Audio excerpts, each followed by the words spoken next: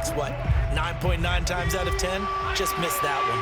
So the incomplete pass on the last play, and that leads us to a 3rd and 3. Looking to throw.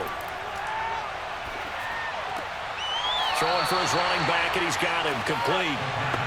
2 yards on the pickup there. And that's going to bring up a 4th down. I think that call was made not so much to try and get the 1st down, although they would have taken it if they could have gotten it, but to give their punter a little bit of space and try and help out their defense. Yeah, got the safe completion on 3rd. Here's Jamie Gillen now, as his first punt will come from inside his own end zone.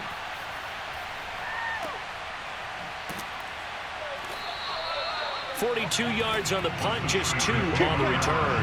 And the Steelers will go on offense here, 1st and 10. One more drive here for the Steeler offense in this first half. And with great starting field position and a couple of timeouts at their disposal, they'll certainly have the green light here.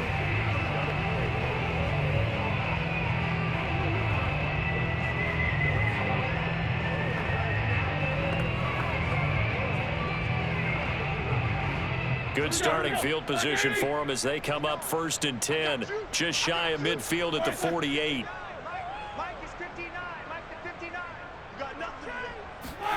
Roethlisberger will throw.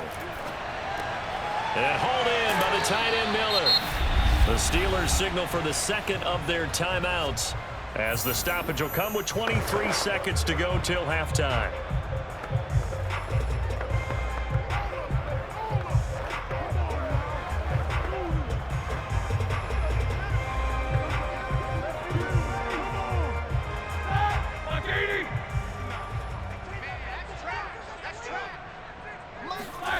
From the 44, Roethlisberger.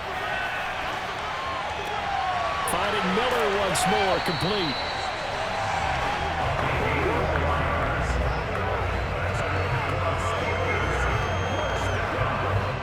And offensively, they'll take the timeout with 6 seconds left in the 2nd quarter.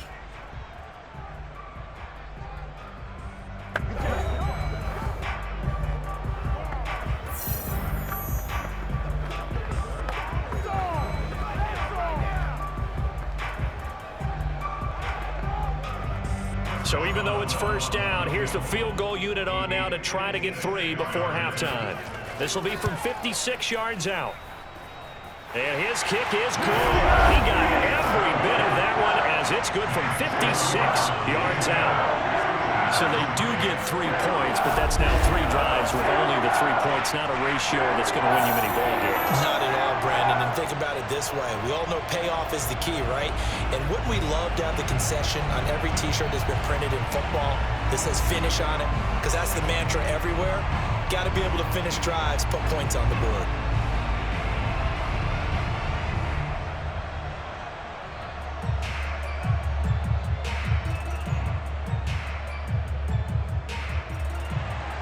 So barring a touchback, this likely the final act of the half as the kick is away.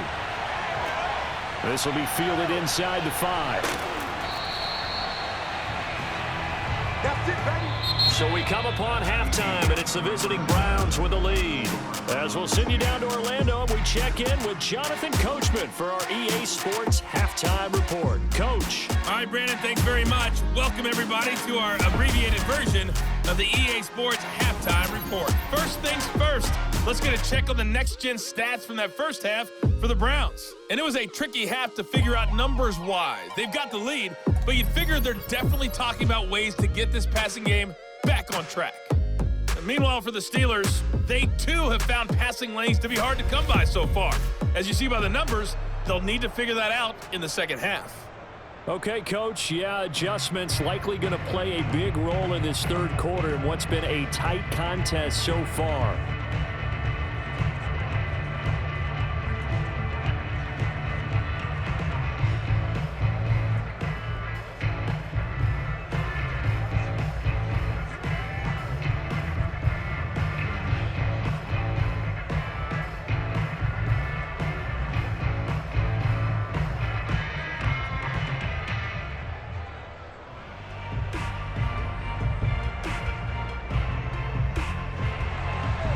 The Steelers going to get the football first here, trailing on the scoreboard as we are back underway on EA Sports.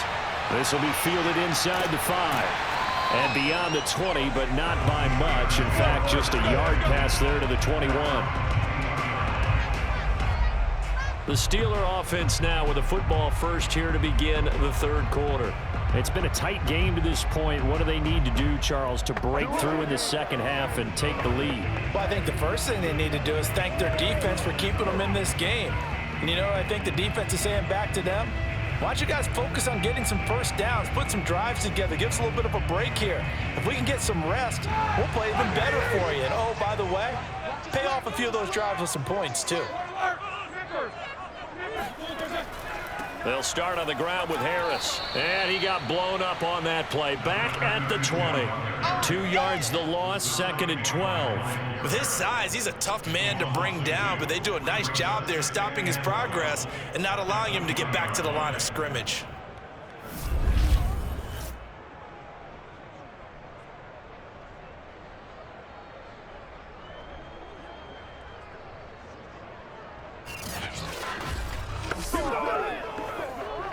First play of the drive goes the wrong way. Here's 2nd and 12.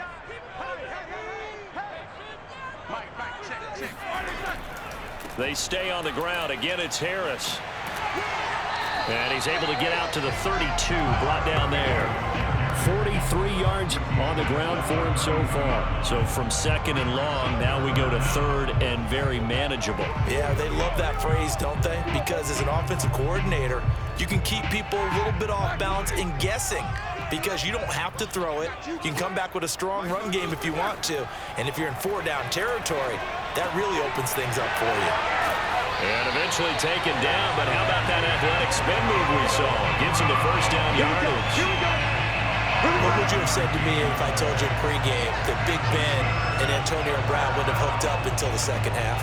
I would say that they'd be losing, and they are. Yeah, they are, and they've got to find a way now to continue to connect and try and get their team back in this game.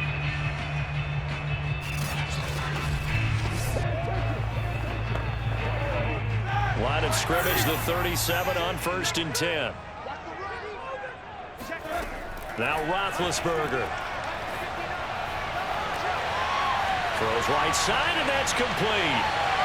And into the end zone. Touchdown, Pittsburgh. I think it's fair to say there's nothing that gets a crowd to its feet quite like a big play, and that was something special there. Boy, was he moving. Well, in this league where coordinators worry so much about drawing up the right routes, blocking assignments, misdirections and stuff, they have these precise arrows and movements. Sometimes the best play is just up from the schoolyard where you look at your fastest guy and say, go long, go get it, big man. Boswell good with the extra point. That will tie our game here in the 3rd. So that drive of 4 plays.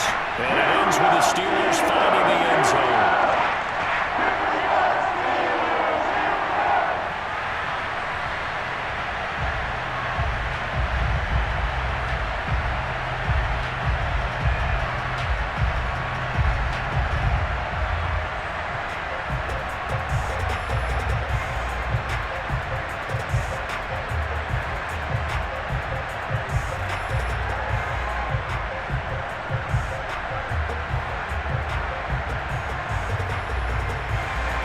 Nothing separating these two teams on the scoreboard as the kick's away here.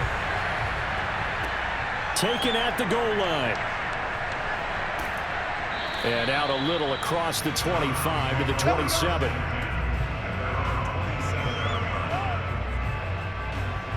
Here's the Browns now. They get set for their first possession of the 3rd quarter. Their halftime lead now evaporated. We're back to level following that touchdown a moment ago. And that shouldn't change the mindset a whole lot from an offensive perspective because they already knew this was going to be a hard-fought game. Now they just need to go out, execute their game plan, and keep moving.